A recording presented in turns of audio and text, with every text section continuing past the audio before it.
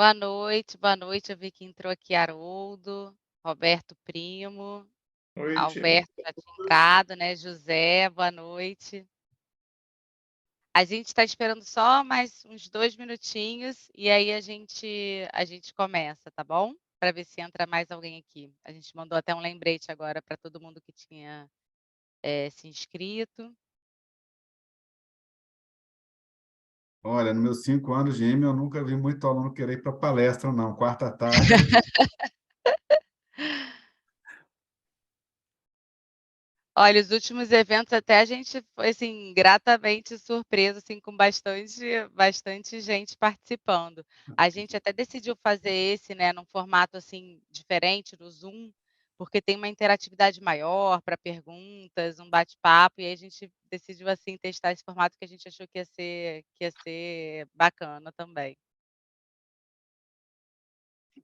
Marcelo Pérez é o Major Pérez, que deve ser já coronel, meu professor. O próprio Viana. Tudo Ah, bom, não, eu cara? não posso fazer palestra aqui para ele, não. Ô, rapaz, que prazer te rever, cara. Prazer é todo meu, o grande Meu mestre. quase xará. Ai, Vamos ai, juntos. tamo junto. Se eu falar besteira, me corrija, por favor.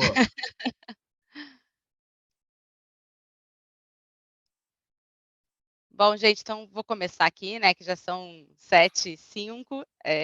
Primeiro eu queria agradecer a presença de todos, em nome aqui da Alumni IME. A gente está fazendo mais esse Alumni Talks aqui hoje, sobre a produção de microprocessadores, as possibilidades de produção de microprocessadores no Brasil.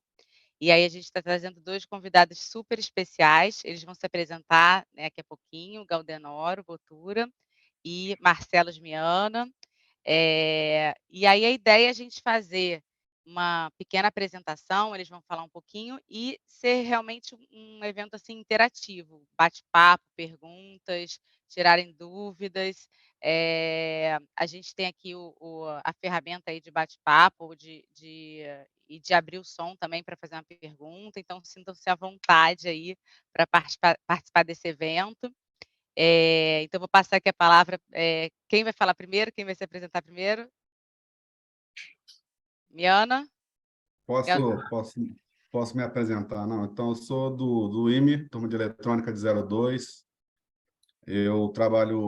Hoje trabalho com consultoria em processos, mas eu sou responsável pelo processo da construção de uma fábrica de semicondutores em Ribeirão das Neves, perto de Belo Horizonte.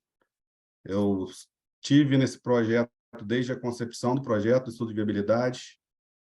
Morei 5 anos na Alemanha, me preparando para a construção da fábrica, voltei. Construímos, não chegamos a botá-la para operar por problemas de financiamento, BNDES, e o projeto foi interrompido, infelizmente, com 95% de conclusão e R$ 1 bilhão investidos, né? E estou aqui para falar um pouquinho dessas dificuldades, principalmente quando eu combinei com o Galdenoro de falar dessa parte mais da construção da fábrica, alguns insights que eu tenho, né, as dificuldades de fazê-lo no Brasil, e o Galdenoro fala um pouquinho mais do processo de produção em outras partes que vão ficar faltando aí. Bom, Perfeito, obrigada, Miana. Galdenoro. meu nome é Galdenoro, eu sou engenheiro eletricista com ênfase em eletrônica. Eu fiz mestrado, doutorado no Unicamp na área de projetos de circuitos integrados, no caso analógico, depois na minha livre docência eu também fiz em projetos de circuitos integrados, mas aí foi digital. Eu projetei um microprocessador com arquitetura RISC e minha carreira é toda acadêmica, né, apesar de dar diversas consultorias. Eu fui vice-presidente da Sociedade Brasileira de Microeletrônica, só não fui para frente, graças a assim, as dificuldades que existem no Brasil, e porque o reitor da minha universidade, eu sou professor da Unesp, aqui em São Paulo, me convidou, na verdade, ele quase que me intimou a implantar um campus novo na cidade de Sorocaba, onde eu fiquei conhecendo o senhor Carneiro, aí, grande parceiro lá na nossa Associação dos Engenheiros. Quero agradecer pelas primeiras conversas, Carneiro, e o convite que você me fez, que depois passou meu nome para a Daniela. Nós que Então é temos isso. que agradecer você estar aqui. O que foi? Nós é que temos que agradecer você aceitar a sua palestra. Bater papo é comigo mesmo, não tem problema não. Mas, então, assim, as dificuldades aqui no Brasil para o desenvolvimento de projetos de circuitos integrados é muito grande, né? As orientações que eu faço, que eu fiz, eu sempre, assim, fazia o aluno estudar alguma coisa antes, né? Que ele pudesse aplicar e depois partir para o projeto de circuito, então, microprocessadores, quando estudava arquitetura, aplicação de microprocessadores, depois ele partia para projetar algum circuito dedicado, alguma coisa nesse sentido. Então, a gente está aqui para conversar e ver se a gente consegue encontrar um caminho, né? Para que a gente possa dar uma solução para esse problema. Vamos lá. Vamos botar o vídeo, então, para antes de Perfeito. começar. Ana, pode liberar, por favor?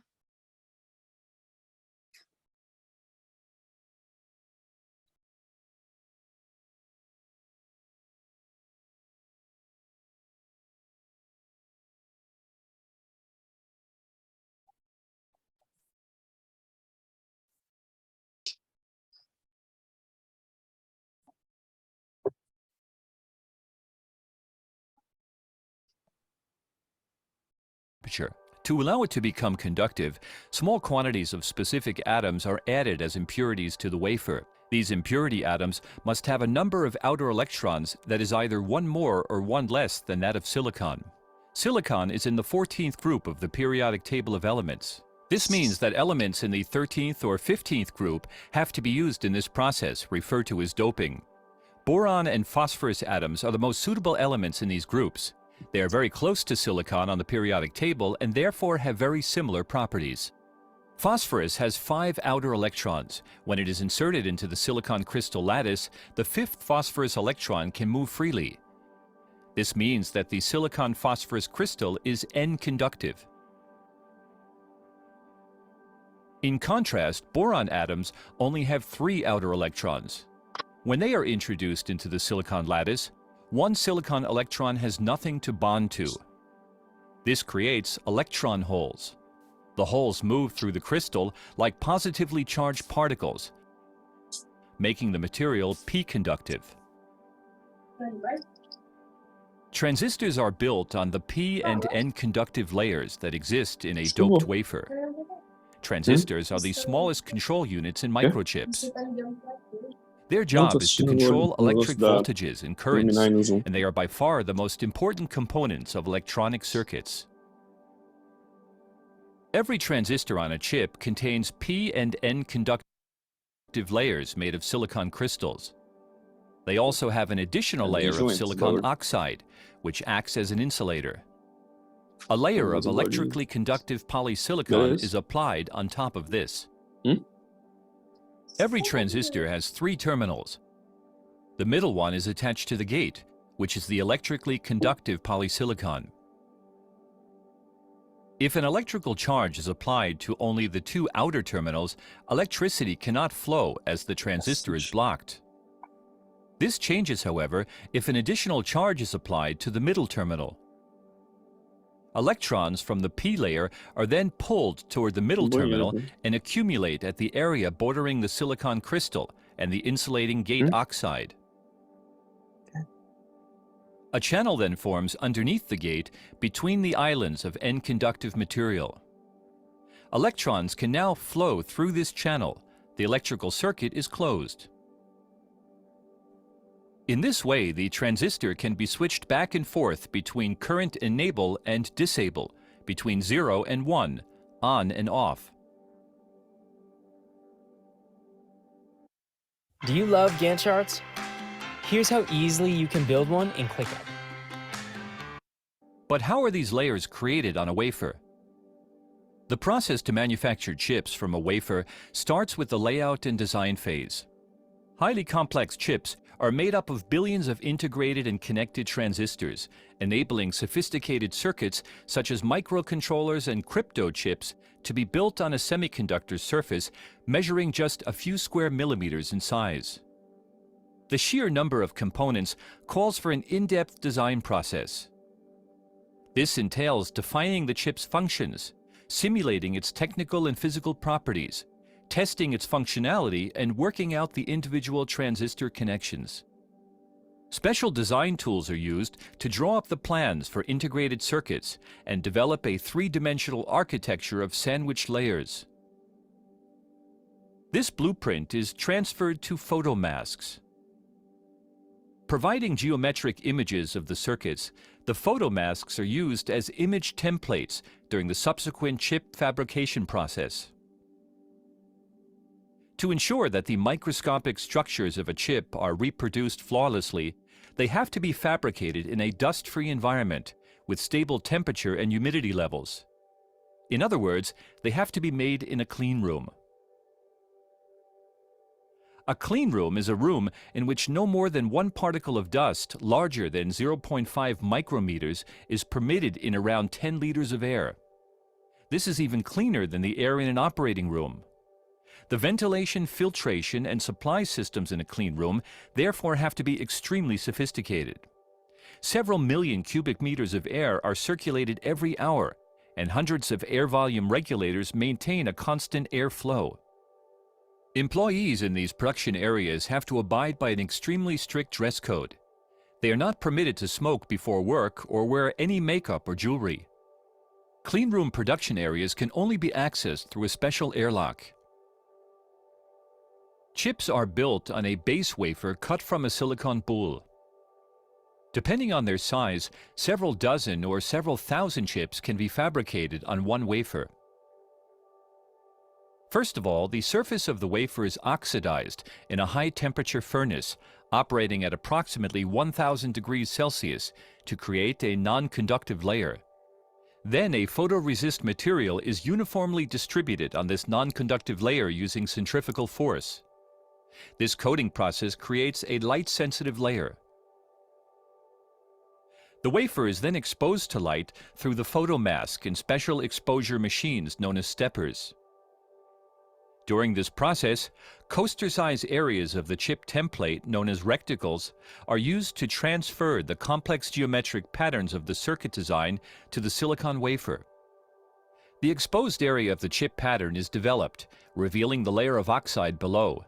The unexposed part remains as is, protecting the layer of oxide.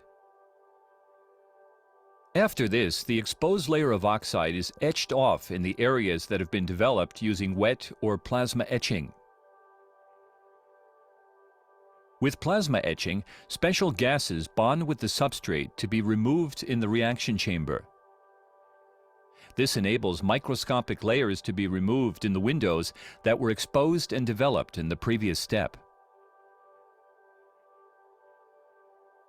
Once the photoresist residue has been stripped and the wafer has been cleaned, the wafer undergoes further oxidation. Electrically conductive polysilicon is deposited on this insulation layer. Then photoresist is applied again, and the wafer is exposed to light through the mask. The exposed photoresist is stripped again. Now the polysilicon and the thin oxide layer are etched off. These two layers only remain intact in the center under the photoresist. The next step is the doping process, where impurity atoms are introduced into the exposed silicon. An ion implanter is used to shoot impurity atoms into the silicon. This changes the conductivity of the exposed silicon by fractions of a micrometer. After the photoresist residue has been stripped, another oxide layer is applied. The wafer undergoes another cycle of applying photoresist, exposure through the mask, and stripping. Contact holes are etched to provide access to the conductive layers, enabling the contacts and interconnections to be integrated in the wafer. This is done by depositing metal alloys onto the wafer in sputtering machines.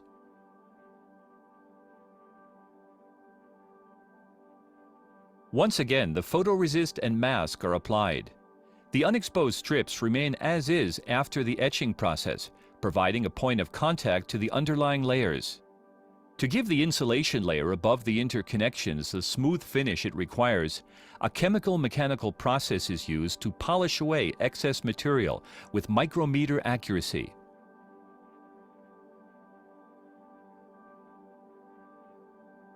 These individual steps may be repeated multiple times in the fabrication process until the integrated circuit is complete. Depending on the size and type of chip, The wafer will now contain anything from several dozen to thousands of chips. Individual chips are usually sawed out of the wafer. The chips are not lined up flush with each other on the wafer because tiny parts of the wafer splinter off during the sawing process.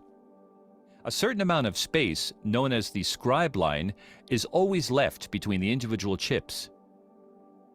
Test structures are also integrated in the space between the chips and used to take measurements immediately after production. These test structures are destroyed during the sawing process. The size of the resulting chips typically varies between 1 square millimeter and a few square centimeters. The final stage of fabrication is assembly. Here, the individual chips are placed in a package and terminals are attached. The result is a finished semiconductor device, which can be mounted on circuit boards using different types of terminals. Over 1,000 connection contacts can be realized. Here are some examples of ready-packaged semiconductor components.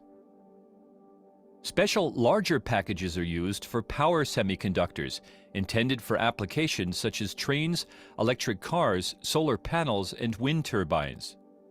These power semiconductors are designed to switch electrical currents of up to several hundred amps and voltages that run into the thousands. Switching at this level generates high temperatures, and this heat has to be dissipated via cooling areas integrated into the packages. Here you can see some fully packaged power semiconductors.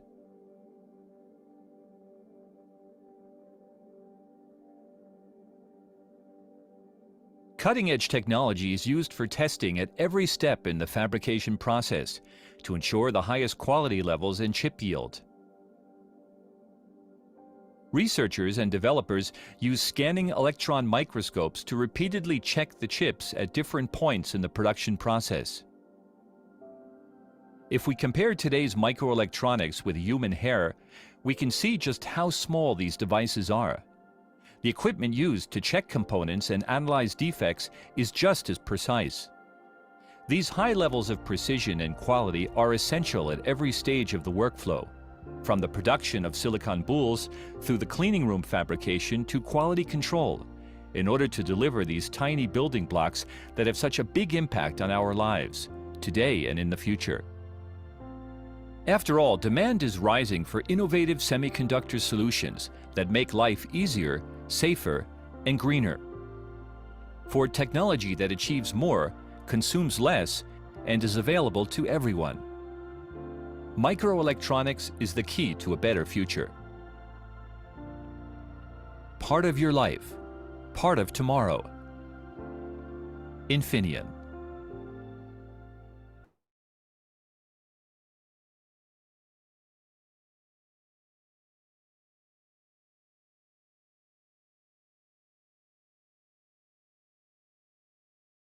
Miana tá sem som. Opa, agora me escuta. Tá. Agora sim. Tá, pegando aí o gancho do vídeo, né, mostrou um pouco de uma fábrica e mostrou o processo de produção que, como se pode observar, é bem complexo. A parte mais fácil de se fazer a produção é construir a fábrica. E já é um processo bem complexo. Os requisitos técnicos são muito grandes e, botando no contexto do Brasil, às vezes até difícil você convencer os seus fornecedores ou convencer a empresa de energia de que você precisa mesmo desses requisitos. Eu vou listar alguns aqui, depois vou sair um pouco da parte técnica. Então, critérios de vibração de solo, você não pode ter vibração de solo, você tem que fazer uma superfundação. A nossa fábrica, que iria operar em 90 nanômetros e 130 nanômetros, não podia ter vibração de solo maior que 5 micrometros por segundo. Então, todo o projeto é desenvolvido com relação a isso, com uma classificação de vibração de solo. Você tem sistemas de gases e químicos que têm que ser totalmente coordenados por onde vão passar já de acordo com os equipamentos que você vai usar, que funcionam os equipamentos que vocês viram na sala limpa. Então, tipicamente, a fábrica moderna ela é feita em 2 níveis. Você tem a área da sala limpa e embaixo dela você tem uma área que a gente chama de subfab, onde você vai ter todos os sistemas de suporte e de apoio. o nível de grau de pureza de gases e químicos, por exemplo, aqui no Brasil, nem oxigênio a gente consegue no grau de pureza que a gente necessitaria na fábrica. Então, a gente teve que contratar, por exemplo, com a White Martins, uma unidade de separação de ar para gerar o oxigênio no grau de pureza necessário. Todos os cuidados com limpeza e etc, etc e tal. Comparando com fora do Brasil, primeiro, você já tem a cultura, você já tem as empresas que fazem isso, tá certo? E também o apoio governamental, vamos dizer, no sentido de desenvolvimento do negócio. Então, você vai fazer uma fábrica em Dresden, que tem um polo de semicondutores, você recebe o terreno plano, com uma termoelétrica a gás do lado, que vai te garantir a energia ininterrupta, e com todos os sistemas que você precisa, sistema de tratamento de água ultrapura ou até de efluentes, já centralizado. Então, aqui, para construir a fábrica, a gente teve que fazer uma estrada, um emissário de efluentes industriais e construir toda a infraestrutura, inclusive elétrica, e mais garantir a qualidade de energia. Por exemplo, para os engenheiros eletricistas, o maior SEG, a maior falha que você pode ter em energia elétrica para alguns equipamentos é 16 milissegundos, isso é menos que um ciclo. Então, você tem que botar equipamentos para proteção disso. Então, de uma maneira geral, você encontra desafios técnicos que são contornáveis. A esses desafios, assim, você tem alguns desafios de logística. A indústria dos semicondutores se moveu para a Ásia. O Brasil seria um ponto fora. Então, aqui eu tenho um wafer aqui comigo, eu trouxe, mas o vídeo do Galdenor já mostrou bastante aqui. Depois de produzido isso aqui no Brasil, eu tenho que fazer o teste dele e fazer o packaging dele, que provavelmente seria na Ásia. Então, você tem uma logística para ir para voltar, toda a logística de gases e químicos. São desafios, são contornáveis, a gente consegue estruturar isso aqui. Existem alguns incentivos no Brasil para tornar esses processos mais fáceis, né? Mas existem aqueles pequenos empecilhos, como, por exemplo, a Receita Federal querer abrir a caixa no seu equipamento que vem de fotolitografia, que vem num container especial refrigerado, ele quer abrir porque ele tem o direito de ver e você não pode deixar ele abrir, porque senão você vai jogar fora alguns milhões de dólares. Então, assim, formação de pessoal aqui. Na parte da construção e da manutenção e operação da sala limpa, do que está fora da centro de produção, é mais fácil de você formar aqui. Nós tínhamos, antes da fábrica começar lá, vamos dizer assim, antes, preparando para botar em operação, nós tínhamos 16 nacionalidades. Então, você tem uma dificuldade em legislação de imigração ou até de contratação de consultoria de fora, porque os preços ficam proibitivos. Então, isso vai tornando, de uma certa maneira, a gente menos competitivo. Agora, para mim, o ponto primordial, né, a gente está falando aqui de microprocessadores, eu com a permissão do Galdenor, vou estender um pouco para semicondutores. A gente aqui no Brasil tem uma fixação de fazer o que é no limite da tecnologia. A gente quer fazer um microprocessador, que são produtos de escala, empresas que estão há muito tempo no mercado, que estão fazendo, como a TSMC ou a Intel, a 3 nanômetros, 4 nanômetros, onde o investimento na casa de 5 bilhões de dólares para fazer uma fábrica. Então, para você ter uma ideia, a fábrica que a gente estava construindo uma sala limpa de 5 mil metros quadrados, ela é 6 vezes menor do que a menor fábrica da TSMC, que é a maior empresa no Taiwan. Tá certo?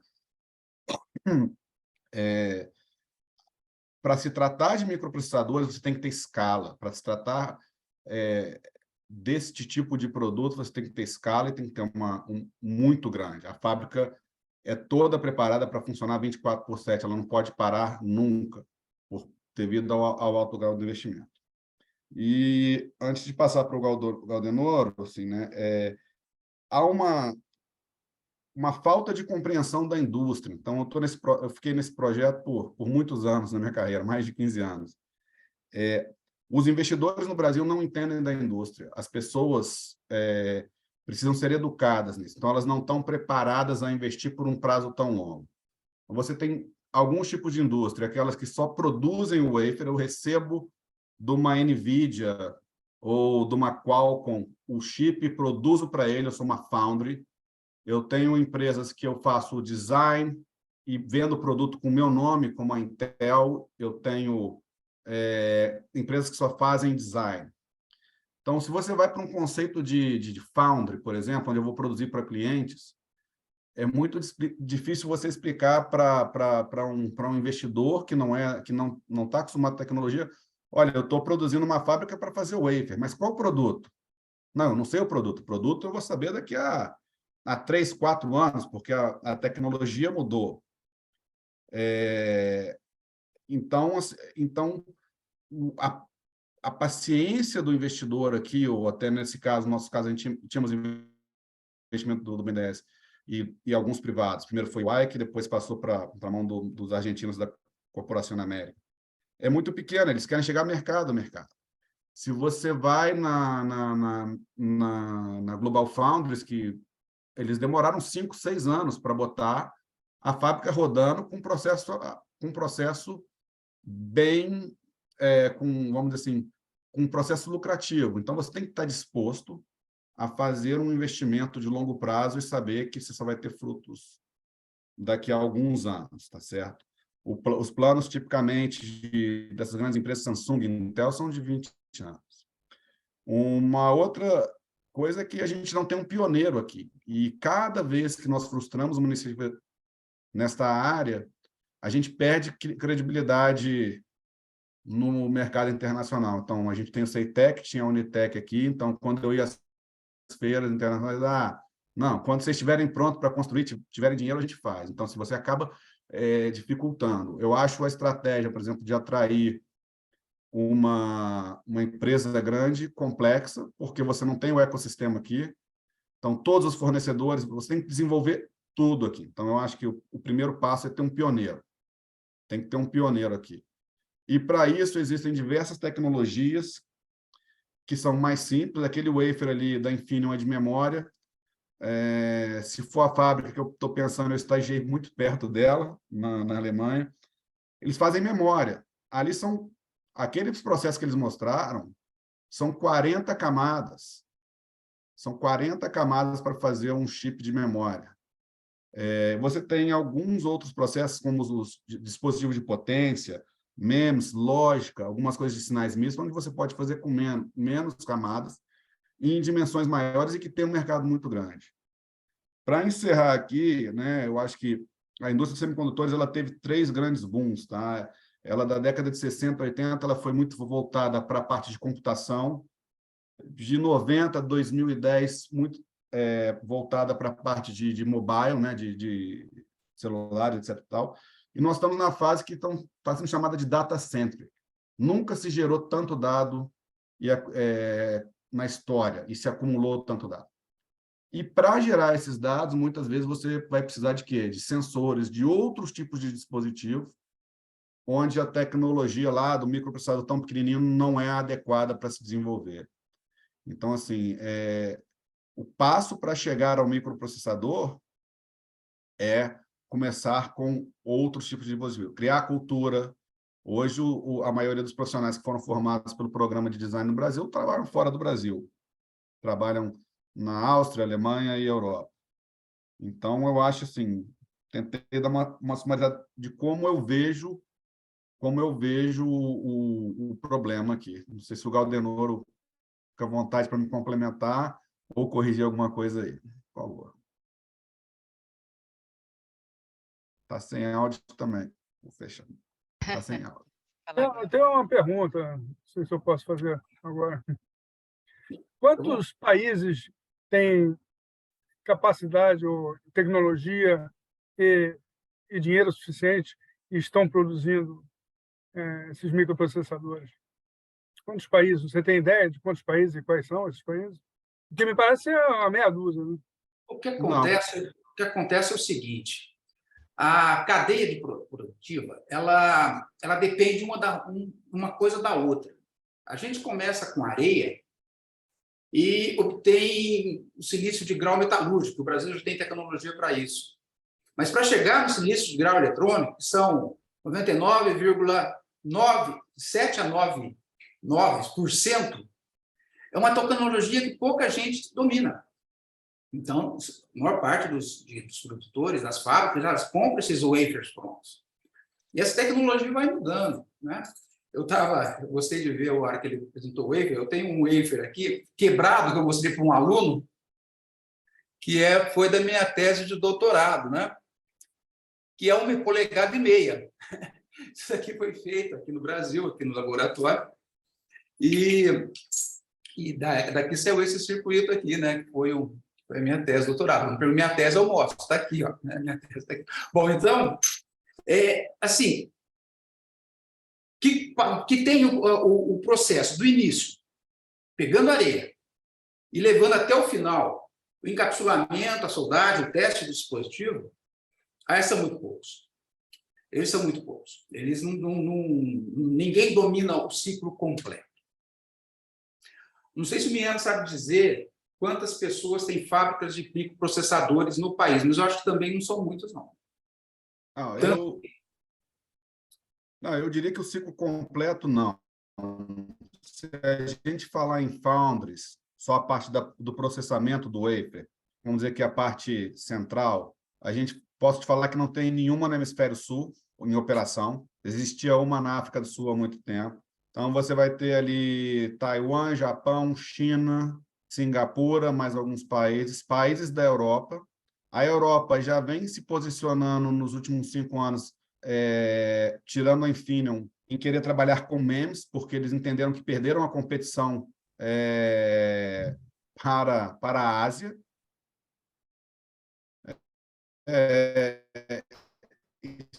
Estados Unidos, assim, né? E você licencia. Você vai lá, você consegue licenciar e você transfere a tecnologia. Há um custo de investimento disso, de se transferir a tecnologia. Então, nós tínhamos aqui tecnologia IBM. Desculpa, Galdenoro, pode continuar aí, mas assim. Agora, o ciclo todo, realmente, acho que talvez Estados Unidos, Japão, Coreia e China, hoje. Alemanha. Na realidade, vocês viram aí que a fábrica é muito complexa, né? Você pega um wafer de 300 milímetros e ele tem que ser colocado num forno em que a temperatura ao longo dele todo tem que se manter constante, porque senão vai dar variação nas camadas, né? Na dopagem. É feito um polimento dele depois, que ele não pode ter ondulações nenhuma, porque senão vai dar problema nas características dos transistores, não vai funcionar. Se for digital, é mais tranquilo, digital funciona, mas se for um processo analógico, não. Eu concordo com o Miana quando ele fala da parte de suprimentos. Na parte de suprimentos é muito complicado. A gente não tem suprimento no Brasil para poder bancar uma fábrica. Mas quando eu estava pensando nos desafios aqui, para instalar, que são muitos, eu fiquei pensando o seguinte, que assim como engenheiro, a gente tem que saber os requisitos. Essa fábrica vai servir para quê? Eu concordo que não é só para microeletrônica, a gente tem que falar em fábrica de semicondutor. O microprocessador é um dos produtos dessa fábrica, né? Assim como tem outras coisas. Fábrica de memória, nem pensa em colocar aqui, porque a memória ela desatualiza tão rápido e nem os americanos conseguem fazer memória. Eles estão investindo muito dinheiro lá para fazer fábrica de memória. Por quê? Porque a cultura americana, a cultura nossa, não é igual à cultura asiática. O pessoal no Japão é do lado do mar. Eles falam do lado do mar porque o sódio migra o silício e inviabiliza o chip.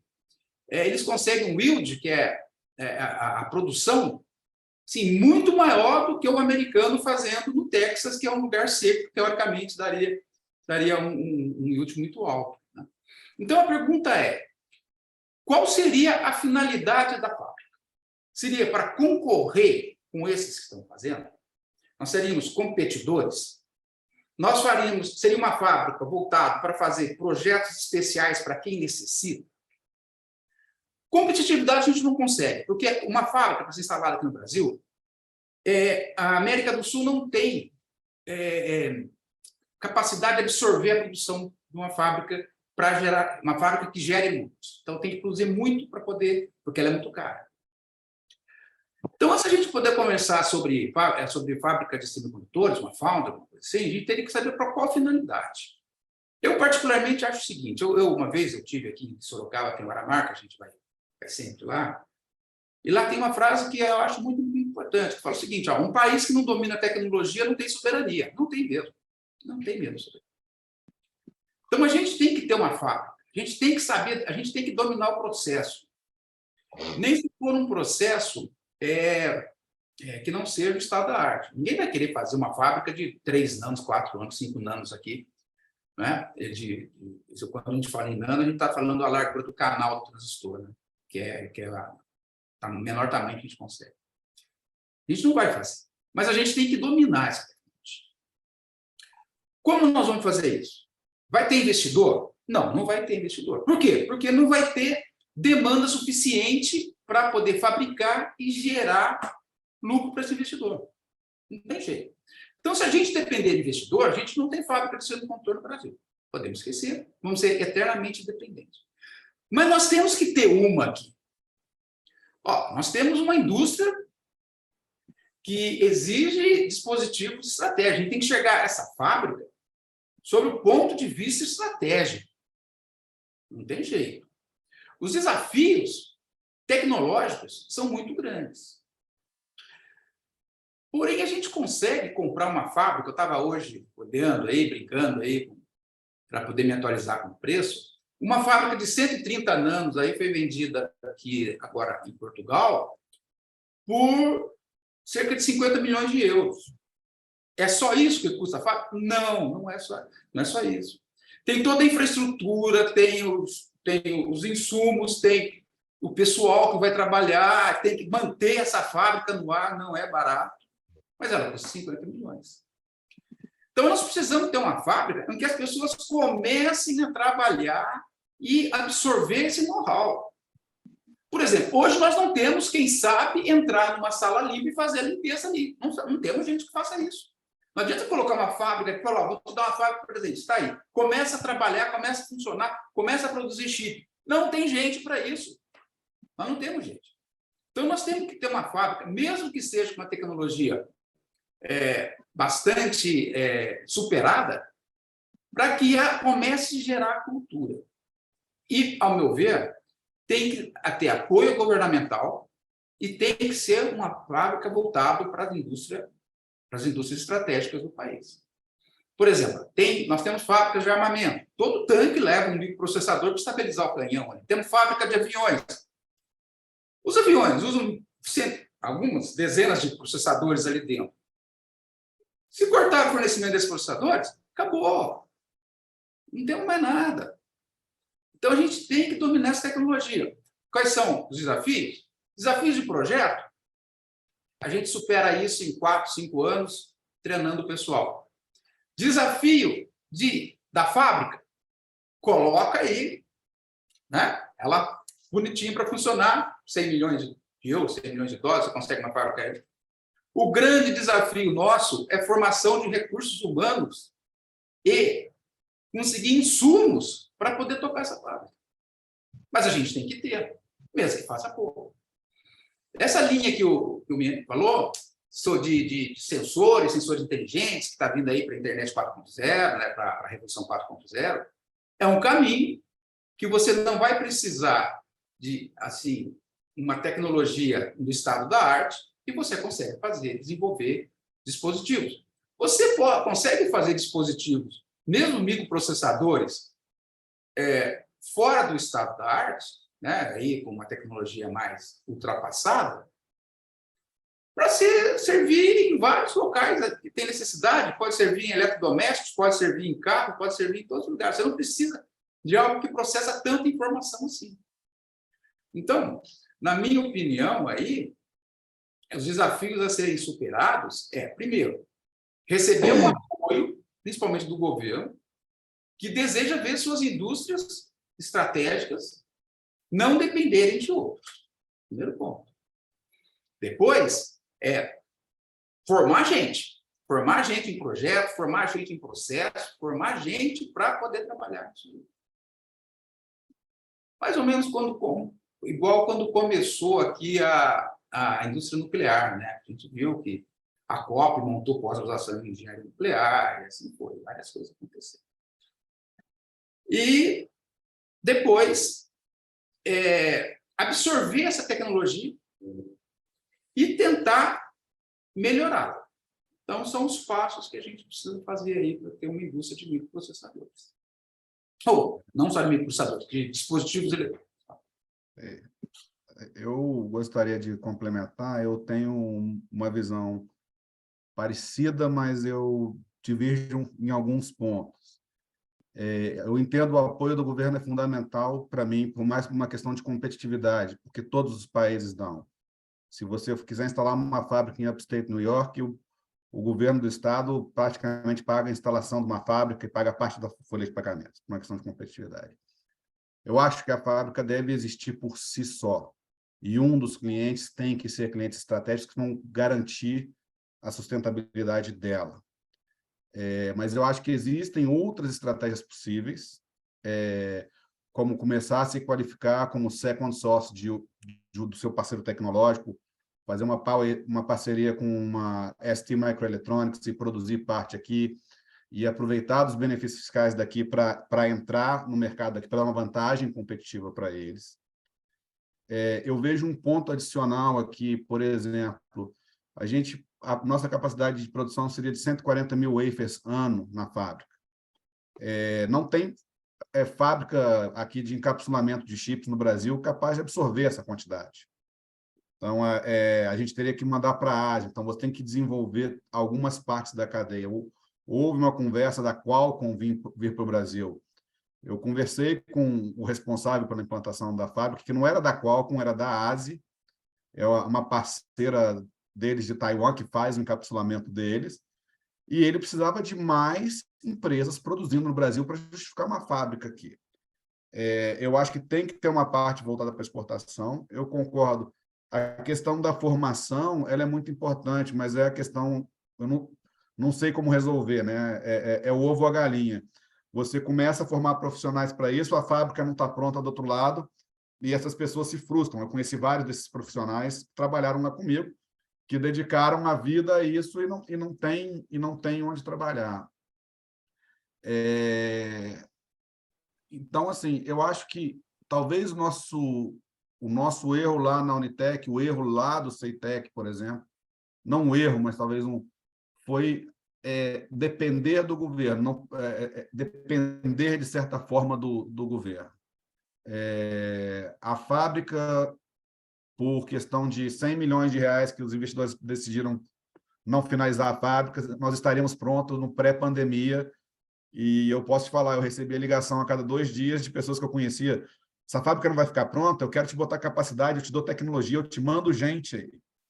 Então, eu acho que, infelizmente, nós perdemos, como nação, algumas oportunidades de entrar aí, por estar no tempo errado, no timing errado.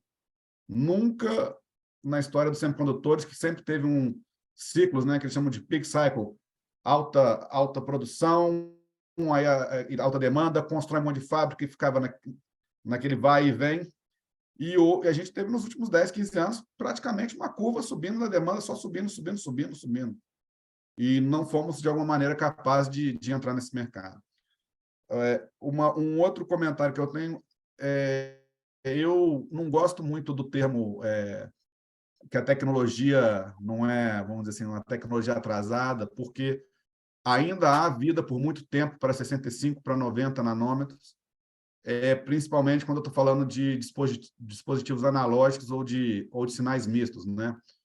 Aí você entra na questão do limite da matéria, né? Você não consegue fazer um dispositivo analógico em 3 nanômetros. Você precisa de estar lá. O que eu falo é limite, tecnologia ultrapassada em relação ao estado da arte. Não, sim, com certeza. Nós não estamos falando que a gente tem que ter uma fábrica de 2 nanômetros. Por sinal, circuitos analógicos, ele tem que ser grande, que ele tem que... Exatamente. O que você trabalha com circuitos analógicos é muito alto em relação a a corrente de chaveamento do microprocessador. Exatamente. Então, o canal dele tem que ser largo, para poder deixar fluir bastante elétrons ali. Então, não tem jeito, ok? Mas é assim, só dando esse ponto, é ultrapassado em relação ao estado da arte, da tecnologia. Sim. Então, assim, eu acho que a gente tem dois caminhos, né? Que é seguir a lei de Moore, cada vez menor, dobrando, que é o estado da arte, como você disse, e tem o caminho que o pessoal costuma chamar de more than Moore, que é você colocar no mesmo chip mais funcionalidade, mais coisas ali. Você coloca um pedacinho de processador, uma MCU, você coloca um conversor digital analógico, você coloca outras coisas e assim por diante. Então, nós estamos chegando no limite, né? Nós já estamos chegando no limite da fotolitografia, né? Eu não sei como é que eles vão superar isso aí. Eles estão fazendo o que eles estão fazendo exatamente isso, aumentando o número de cores, né? O número de núcleos lá do processador para poder trabalhar em paralelo. Eles estão trabalhando com a arquitetura do microprocessador, né? Em vez de... Agora, a vantagem de você diminuir e você trabalhar no limite é o problema da dissipação, a dissipação de potência, né?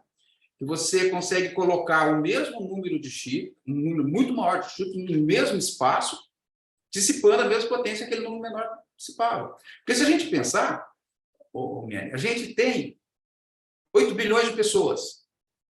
Pelo menos 70% disso tem telefone celular. Fora computadores e tudo mais, estão usando microprocessadores por aí. Qualquer eletrodoméstico usa microprocessador. Imagine a quantidade de energia que está sendo utilizada somente para isso. Além de quanta, assim, a dissipação de energia nisso está envolvida nisso. Então, assim, é uma indústria muito... Em cada item desse que a gente está comentando, a gente poderia ficar aqui batendo papo durante horas, conversando, trocando ideia. Não. E aí você tem desenvolvimentos em Silicon Photonics, você tinha uma época o pessoal desenvolvendo substrato de diamante para ver se melhorava. Diminui a potência. Diminui a potência. Mas então assim, eu não vejo investidores interessados e fazer com que a fábrica sobreviva somente com o que ela produz, porque nós não temos demanda para isso.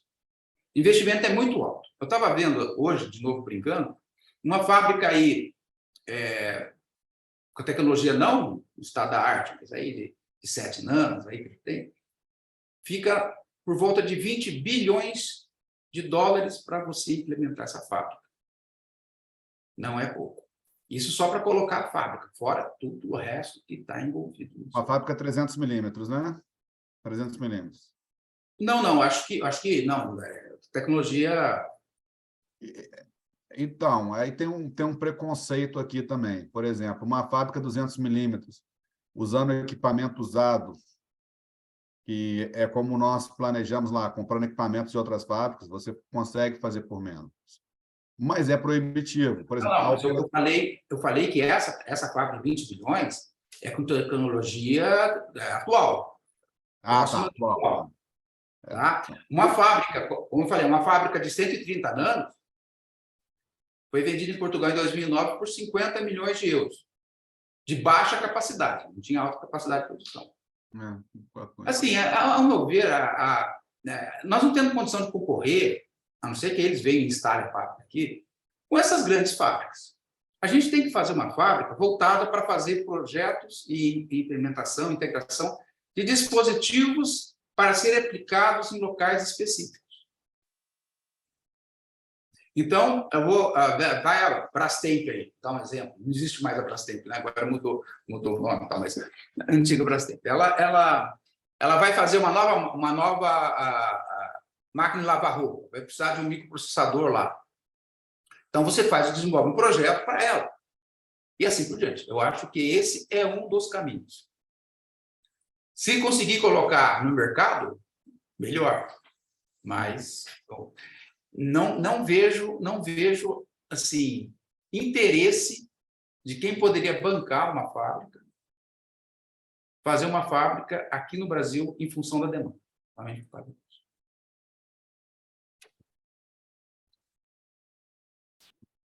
Tem uma pergunta aqui. As perguntas são todas de leigo, tá? Então pode ser uma bobagem. Mas essas são as piores, viu? Essas sim são duras de responder. Eu não sei como é que funciona, mas, por exemplo, quem ganha muito dinheiro com a tecnologia de chips, por exemplo, é a Apple, que até onde eu sei não fabrica chip. Não. Mas eu imagino que ela desenha, que ela projete e que ela manda fabricar em algum lugar que tem tecnologia de fabricação. Design house, né? Faz o projeto só e manda fazer em algum lugar. Isso. O país, o Brasil, tem essa capacidade de fazer projetos de chips, que eu acho que isso pode ser uma alavancagem muito boa. Quer dizer, a gente pensa, a Apple é uma empresa de tecnologia, ganha uma fortuna e melhorou a vida de milhões de pessoas. É lógico que ela depende do chip, mas o produtor do chip, na verdade, ele não está trazendo nenhum benefício direto. Ele precisa de uma Apple, ele precisa de um fabricante de carro, ele precisa de alguma coisa para nós, usuários, usarmos, né? E por trás de cada uma dessas coisas tem alguém projetando, né? Fazendo os projetos, pensando em novas aplicações daquela tecnologia de microprocessadores ou o que seja. Nós, no país, nós temos gente com essa competência ou nem isso a gente tem? Não, temos. Número pequeno, mas temos. Temos em número pequeno. E dessas pessoas... Vocês não acham que incentivar isso seria mais barato e talvez com resultado mais rápido em termos de desenvolvimento de tecnologia? Como você falou, né? O país que não tem tecnologia vai ficar para trás, né? Mas a tecnologia, de repente, pode ser o projeto em si. E a fabricação, daqui a uns anos, pode ser um commodity, né? A bolação é o que eu vou fazer de útil com esse microprocessador. E não como é que eu vou fabricar um microprocessador. São duas coisas diferentes. Não, será que a primeira não é mais fácil para a gente? Esse chip aqui, não esse. Esse aqui é da minha tese. Esse aqui é projeto de aluno meu, em curso de graduação, que a gente mandou fazer na França, dentro de um projeto chamado Projeto Multi-Usuário, que a Sociedade Brasileira de Microeletrônica incentivava há uns tempos atrás. Então, você fazia projetos, você capacitava a pessoa em fazer projetos, o projeto era feito fora, voltava, a gente fazia testes e tal. É possível, né? Existem fóruns que fazem projetos universitários, fazem projetos portugueses, mas, assim, a situação é tão difícil que eu vejo, que você já não encontra quase professores voltados para projetos de cursos integrados. Né? Porque houve uma desilusão muito grande. Nós temos capacidade, nós temos gente capaz de fazer projeto, em número pequeno. Mas tem gente aí fazendo projeto, como eu disse, dedicados, o que a gente chama de ACES, né? Para uma aplicação específica. Só complementar um pouquinho, o CEITEC chegou a ter uma design house com quase 80 projetistas, de todas as partes. A gente tinha a Chipos aqui, tinha lá em Florianópolis, a gente tem uma empresa também no Recife de design. A maioria dessas pessoas hoje estão fora do Brasil. Com relação à estratégia que você sugeriu, você começa fabless, que é eu não tenho uma fábrica e faço desenho, faço um produto e daí eu vou, né, voltando na cadeia. Eu acho interessante a questão que eu vejo aí, por exemplo, dentro das maiores empresas de semicondutores hoje no mundo, você tem 3 ou 4 fabless, dentro das 10 em receita. Tem NVIDIA, Qualcomm, Broadcom e tem mais uma. Tá? Então, entre as 10 maiores receitas. Elas não têm uma fábrica, elas produzem tudo. A Apple produz várias coisas na TSMC e algumas coisas eles fazem com a AMD. Então, o core deles é o design. Agora, eu pergunto, tem esse ecossistema de inovação aqui também, antes de ter o profissional, das pessoas que vão ter as ideias e que vão lançar... Nós temos o nosso Silicon Valley aqui, eu não sei, e como a gente fomenta isso? Porque montar uma empresa fabless, montar uma design house, não é barato também. As licenças de software para desenvolver dos CADs e o valor do profissional. Então, para você fazer um tape-out, desculpa a expressão, tape-out é quando você manda seu design para a fábrica para ele fazer o primeiro teste. Então, lá ele produz, às vezes, dentro do mesmo wafer, várias versões do mesmo chip para você poder testar. São proibitivos. Nós não estamos falando de bilhão, mas a gente está falando de alguns milhões de OPEX por ano. Nós estamos falando para fazer um chip complexo, você vai precisar de uma equipe aí de 40, 50 pessoas, dependendo da complexidade, para até botar em produção, vamos dizer assim, e 18 meses. Para fazer o projeto, você está falando? Para fazer o projeto. Porque, falando do ponto de vista de indústria, você tem especialização, você tem o cara que faz arquitetura, tem o cara que faz layout, você pode... Vamos lá, as pessoas ali estão fazendo cada um a sua função específica. Você tem o cara de teste, você tem toda uma equipe. Talvez dentro da área acadêmica, você tem um limite de recurso e um prazo para o cara fazer diferente. Está fazendo assim, acho que tem uma diferença aí, dependendo da complexidade. Eu estou falando chips altamente complexos. Chips mais simples você faz com uma equipe menor. Então, assim, eu conheço aqui um especialista em analógico que tem uma mini design house, ele presta serviços com 15 pessoas para empresas de fora. Fica fazendo daqui do Brasil. Mas, assim, ela é muito diversificada, essa indústria. Esse é o problema. Você pega desde dispositivo de potência até microprocessador. Você fala com MEMS e fala de circuitos analógicos. Você fala, se você quiser, fala até em... Eu falo tecnologia ultrapassada, né? Mas se você bobear, você pega circuitos analógicos bipolares que atingem velocidades que realmente, de repente, o MOS consegue. Então, esses vistos, tipo arsenito de galho, né, porcelina e tal, esses materiais exóticos. Assim. Então, ela é muito diversificada. Não dá para a gente definir um padrão. Por causa disso, que a primeira pergunta que eu fiz foi: qual seria a finalidade? Quais seriam os requisitos dessa fábrica? Aonde que ela atuaria? Aí a gente pode começar a falar dos desafios para a implantação dela. E um outro ponto, por exemplo, nesse chip que o seu aluno produziu, por exemplo, ele produziu para o processo da fábrica na França. Sim, está tudo certinho. E se você quiser mudar de fábrica, você tem que converter teu projeto todo. Então, você meio que casa. Então, não sei se te respondemos, Roberto, ou se ficou alguma dúvida. Olha, só para complementar, eu recebi uma estação, uma workstation, isso em 90, que veio com o software da Cadence. Não sei nem se a Cadence está, continua. O software, a licença do software, a gente recebeu pela universidade, né? Não teve custo, mas a licença do software, por exemplo, para a IBM, que usava a Cadence, se fosse o pacote completo que eu tinha recebido, era mais de $1,5 milhão. Era muito dinheiro. Então, é muito caro. A software house, para você ter, você não passa a ter uma licença, né? Você tem que ter mais de uma. Né? Então, é complicado. Eu entendo que é muito caro, mas pelo menos 2 ou 3 ordens de grandeza mais barato do que a fábrica. Né? Sim. Mas houve essa tentativa já, viu? Já teve essa tentativa aqui no Brasil de partir para projetos, fazer formação de obras de mão de obra para projeto, e o pessoal não deu muito certo, não. Só acabou saindo do Brasil, porque não encontrou. Vou fazer uma crítica aqui à academia. Eu acompanhei muito o CI Brasil, eu visitei alguns dos design houses do CI Brasil.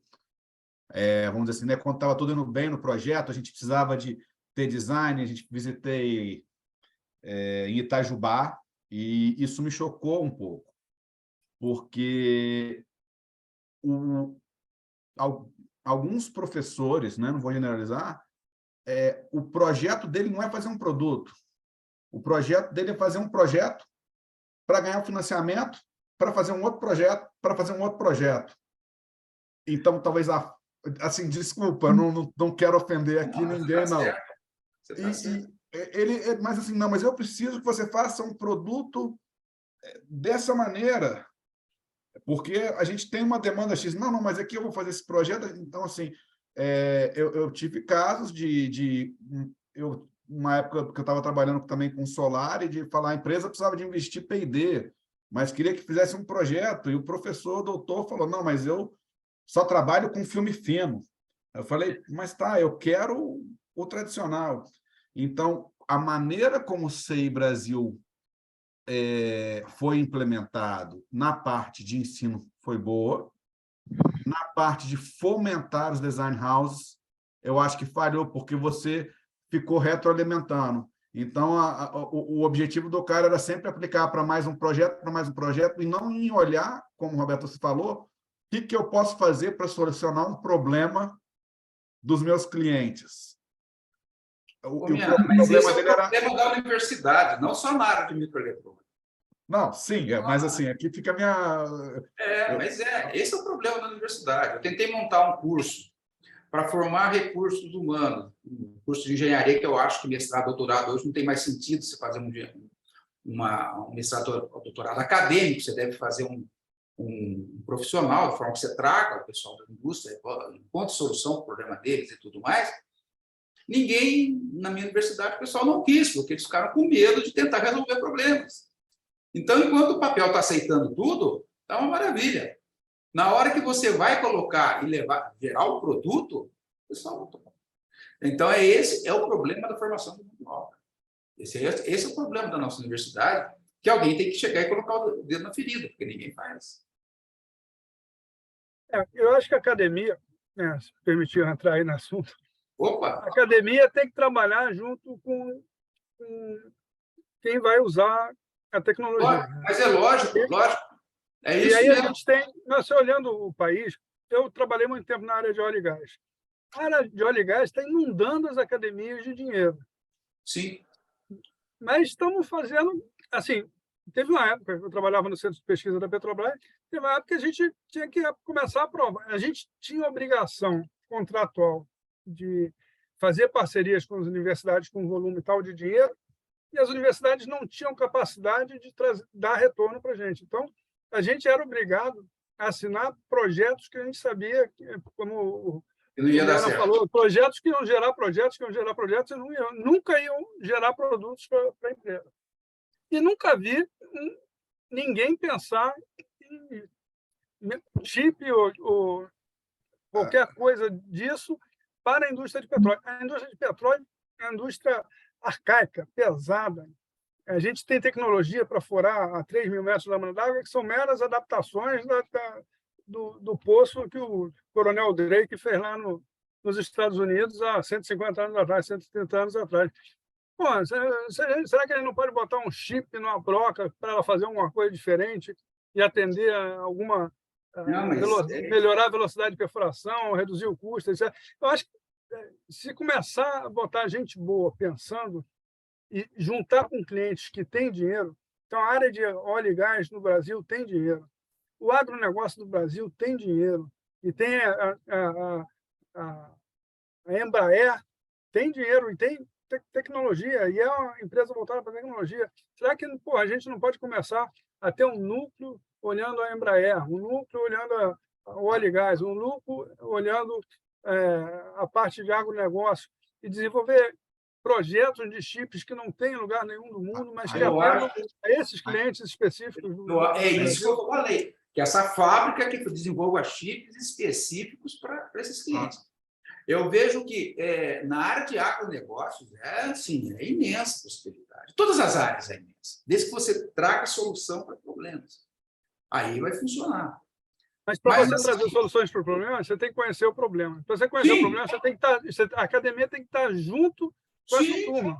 A Embraer tem um centro, eles desenvolvem chips lá, eles fazem uma parte, eles estavam começando a desenvolver chips, a parte também assim, de fazer as placas, né, e fazer algumas coisas, eles têm desenvolvimento próprio e eles têm uma incubadora lá de tecnologia. Só que as demandas da Embraer são muito diversas dentro de tecnologia, vai desde a aviônica até o chip.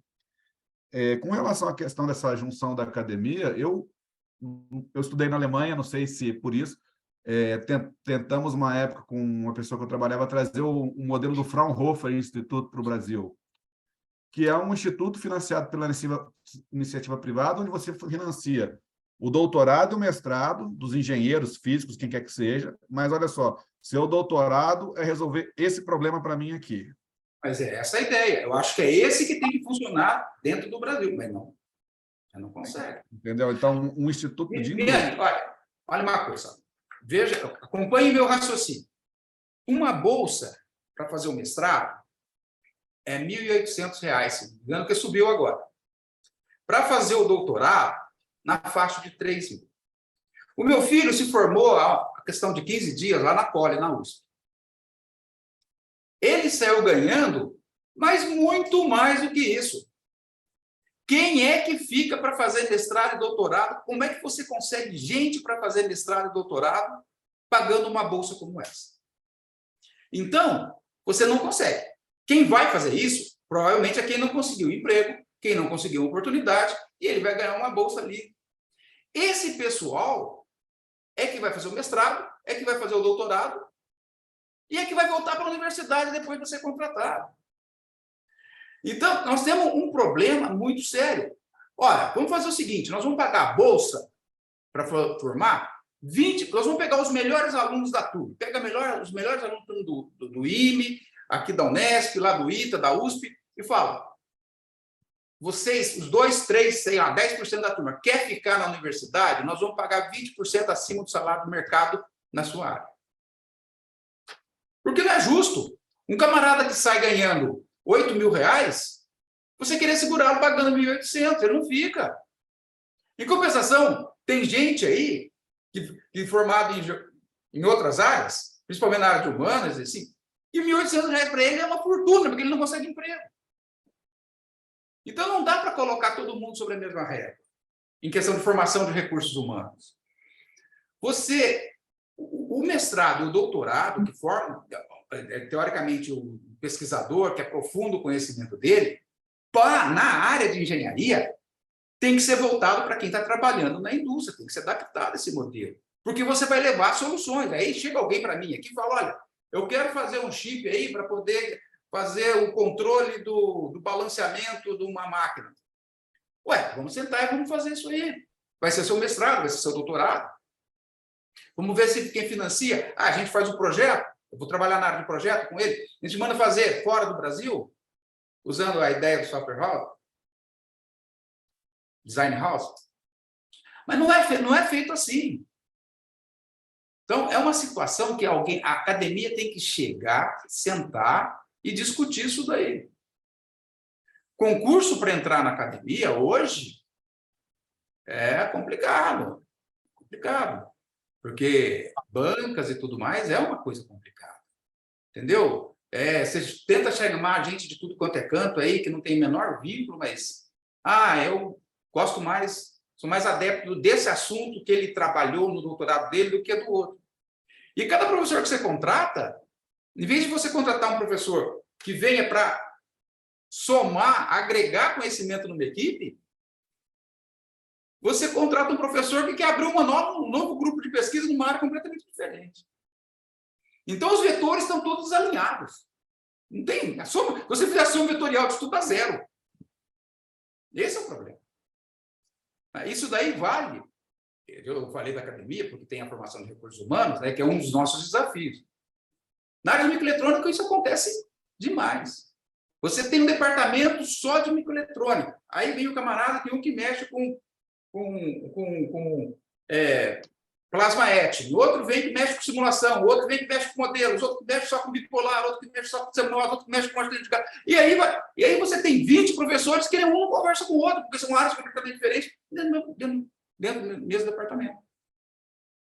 Por quê? Porque ele é contratado pelo número de artigos publicados e não pelo número de produtos ou patentes que ele possa ter tido na vida.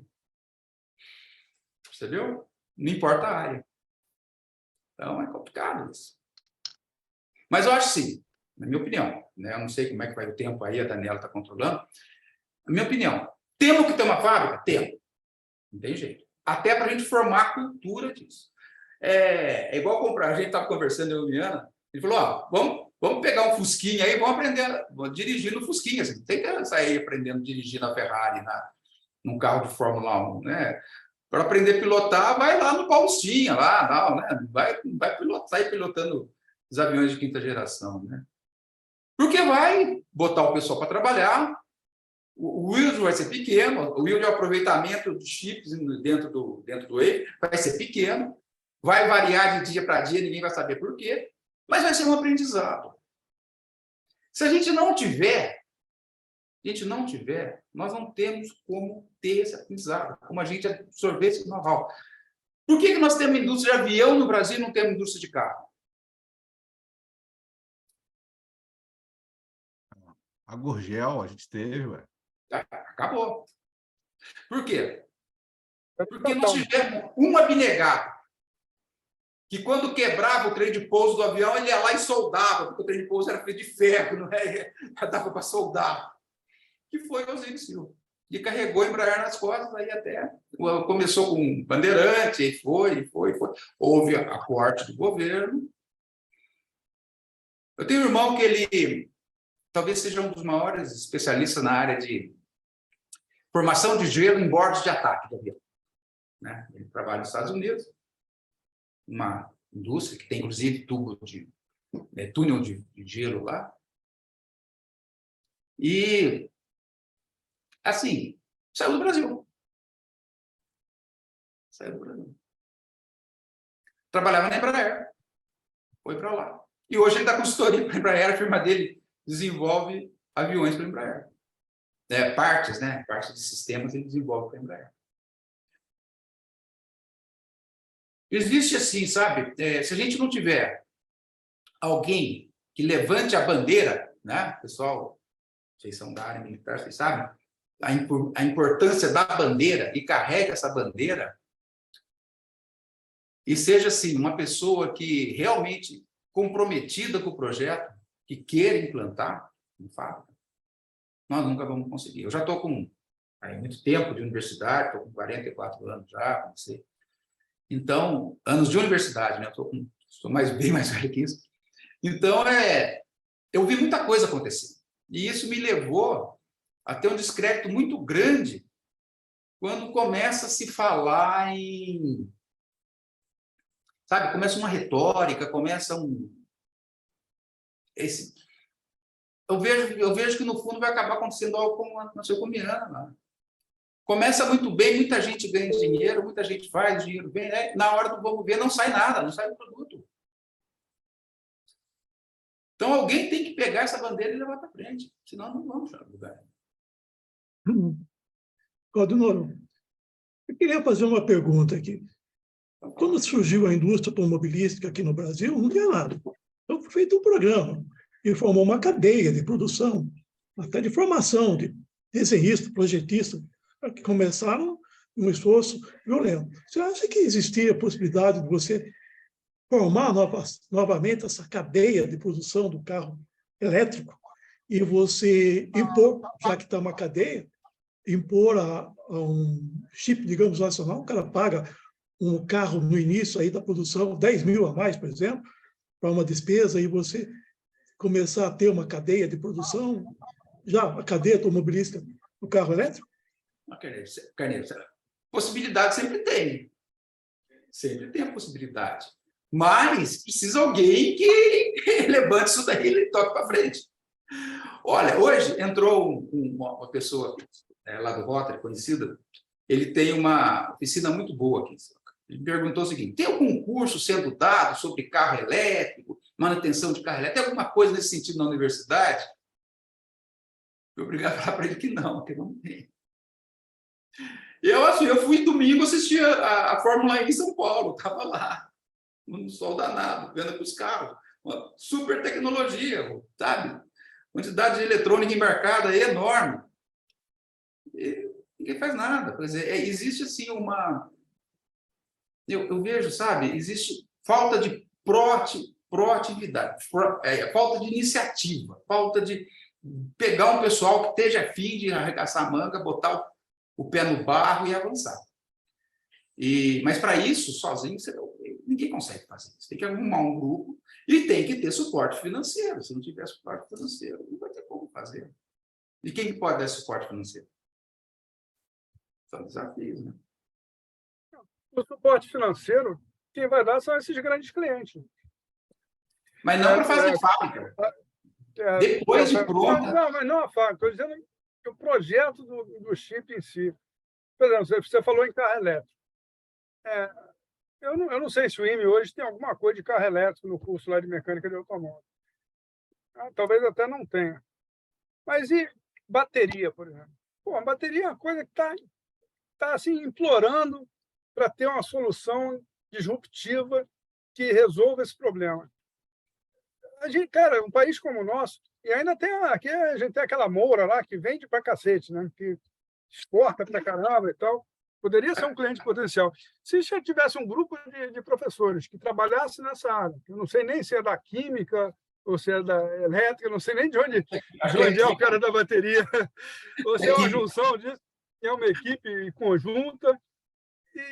E lá na Moura fala, pô, vamos fazer um projeto conjunto, vamos marcar para entrega de um produto daqui a 5 anos, daqui a alguma... Entendeu? Se não partir da academia, o cara lá da Moura está ganhando o dinheiro dele. Não está preocupado em desenvolver a academia. Mas a academia pode estar, sabe, se mostrar que está preocupada em desenvolver o futuro da Moura. Pode estar ali. O que eu vejo que uma estratégia poderia ser, seria a indução pelas agências de fomento de verbas para pesquisa na área estratégica. A FAPESP aqui em São Paulo tenta fazer isso com o PIP, né, que é projetos para pequenas empresas inovadoras, tal. Ela chega até R$ 1.200.000 para poder desenvolver o projeto, você pode contratar a gente. A semana passada entrou em contato um rapaz que está com um projeto aprovado, com uma bolsa na faixa de R$10.000 para poder dar para quem for trabalhar e tocar o projeto na área de robótica móvel. E ele não consegue encontrar ninguém. Eu falei para ele que não vai mesmo. Porque quem que vai tocar isso aí com R$10.000 hoje? A não ser alguém que tenha terminado um doutorado exatamente nessa área que ele precisa. Mas para ter essa bolsa tem que ter não sei quantos anos de experiência. Então, o doutorado não conta. Não vai conseguir, vai perder o projeto. Então, assim, os requisitos que são colocados, às vezes, impedem o desenvolvimento das coisas. Né? Eu não sei, eu acho que a gente tem vários exemplos de países onde isso foi fomentado de uma maneira... Dessas iniciativas foram fomentadas de uma maneira diferente. Talvez tentar replicar as experiências de onde deu certo, né? Então, se não tivesse, né, o Osiris Silva que tivesse tido a audácia de fazer a Embraer, não teríamos a Embraer e vários pioneiros. Então, assim, eu acho que a gente tem, como sociedade, uma cultura ainda um pouco de vamos vender commodity, é o que eu sei. Mas aí... Então, mas assim, eu acho que ficar esperando do governo, eu não porque também vira, entre aspas, dinheiro fácil, não tem como. Então, a gente tem que começar de algum lugar. Você sabe qual era o número de patentes da Coreia do Sul na década de 80, no começo da década de 80? Nossa, o número de patentes do Brasil, que é extremamente baixo, era maior que o deles. 40 anos depois, eles estão, assim, em nível de patentes aí, dá uma pesquisada aí para você ver, na faixa de 100.000 patentes ano, lá nos Estados Unidos, do USPTO, que é onde interessa você patentear as coisas. Patentear no Brasil, eu tenho pedido de patente aqui, tá vendo? Se não patentear lá, não funciona, né? Não está protegido. Né? É lá que as coisas acontecem. Então, replicar a experiência deles é uma ideia, eu acho interessantíssimo. Ver o que deu certo lá, o que não deu, e tentar trazer para cá. Mas, Isso tem que ser um projeto, é um projeto de Estado, não pode ser um projeto de governo. Porque leva muito tempo para poder implantar essa experiência, trazer esse projeto para cá. O projeto replicar a experiência, por exemplo, da Coreia do Sul, que estava 40 anos atrás, como a gente está hoje.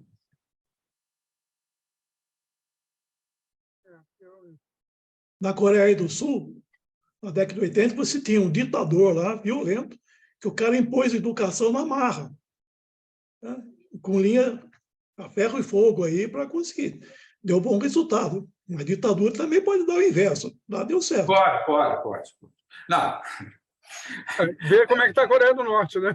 A experiência é só ver por cima, né? Ver quanto terminado um e outro, né? Aquela foto é ótima. Mas, assim, a experiência educacional, como implantar, aí é outra história. Mas, assim... Mas eu concordo com você, professor, que o Estado tem que, principalmente o brasileiro, tem que ver a educação nível básico, fundamental, médio, de uma maneira diferente do que está vendo. Lógico. O governo federal se lava as mãos, fala que isso é um problema do governo estadual e municipal, a escola, o ensino básico, e fica por isso mesmo, despeja dinheiro nas universidades e o ensino básico é um problema do Estado e do município. Enquanto o governo federal não assumir que isso é fundamental para o país, ter nível superior de altíssima qualidade, é ter a turma chegando de altíssima qualidade. Se a turma que chega de baixíssima qualidade, bicho, não, o que está saindo aí... pode melhorar um pouquinho, né? Mas, o que está saindo aí dá vontade de sair correndo, ainda mais agora que abriu não sei quantas escolas de medicina, que basta você ter dinheiro que você entra, você está dando uma arma para o cara, que você está dando um bisturi para ele e autorização para ele matar. Assim, eu sou de uma época que eu fiz o curso técnico. Fiz curso técnico, eletrotécnica, até meu grupo fez 50 anos agora de curso técnico, né? A gente está sempre junto. Você não vê curso técnico de qualidade. Você não vê. E assim, muitas vezes precisa mais um bom técnico do que o engenheiro. Na universidade, tem que ir quem quer aprofundar o conhecimento daquele determinado assunto. Olha, vou contar uma experiência para vocês. Eu fui lá para Brasília e me pediram para poder preparar algumas questões para o ENAD, baseado naquela teoria de resposta ao item, ou um nome parecido. Eu falei, eu vou fazer isso sim. Sentei aqui, aí caiu para mim 3 ou 4 questões, uma de eletrônica fácil, uma de controle, umas coisas assim bem bobas, uma de eletrônica mais analógica, uma de digital, você definia a área e definia o grau de dificuldade. Eu preparei, mandei para eles lá as questões. No total, acho que eu tinha que preparar 5 de cada item, né? Mandei para eles 20 questões. Aí, no dia da aplicação do Enem, nenhuma caiu, que eu preparei caiu. Não, eu dei assim. Enem não, ENAD. Aí, quando chegou, entrei em contato com... Falei, mas o que aconteceu, né? Vocês não utilizaram? Não, professor. A gente deixou no banco de questões. Acontece que as questões que você preparou e disse que eram fáceis, elas eram muito difíceis. E era teoria básica, assim, básica de eletrônica, aplicação direta de um transistor para poder fazer, sei lá, alguma coisinha lá que eu pensei. Então, quando o nível fácil é considerado difícil no exame que vai avaliar a qualidade das escolas que formam os engenheiros, o que você pode esperar do que sai daí? Aí eu falei, quando me ligaram para preparar outro, eu falei, não, desculpa, não me preparo. Por quê? Porque o sarrafo está muito baixo. O sarrafo está muito baixo. Não tem jeito. A gente não está preparando engenheiro de qualidade. Quando você pega... O problema é que vocês enxergam os profissionais do mercado com o nível de engenheiro formado pelo IME, com o nível de engenheiro formado pela USP, pela Unicamp, pela Unesp, pelo ITA. Não é esse o padrão de engenheiro, esses são as exceções. Esse é o problema que nós temos no Brasil.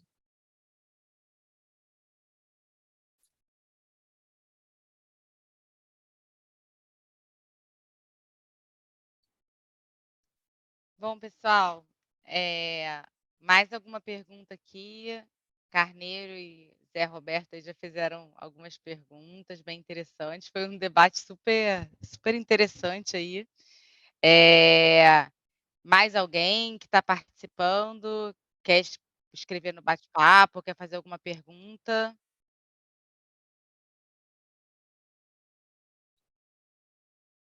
Boa Carneiro, noite. você viu que eu e você temos que ficar quieto, hein, Carneiro?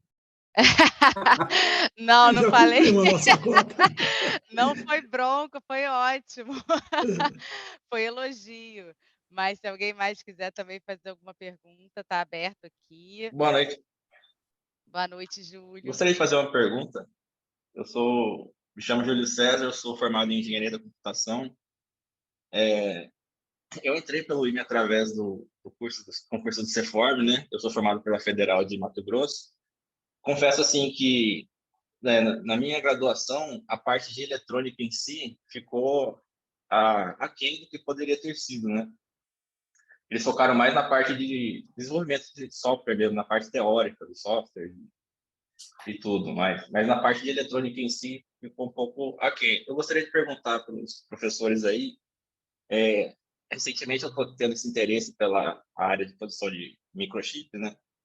Quem está começando a estudar agora esse assunto, assim, não do básico, porque eu, querendo ou não, tenho também a base da eletrônica um pouco, mas sim, querer se aprofundar nessa área. Que autores de livros, como poderia aprofundar nessa área, assim?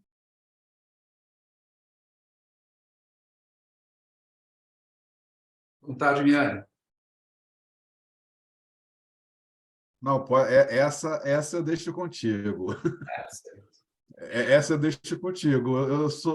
Eu não tenho aquele assim, eu tenho mal e mal uma pós-graduação. Meu negócio é fazer lá e foi um pouco na raça.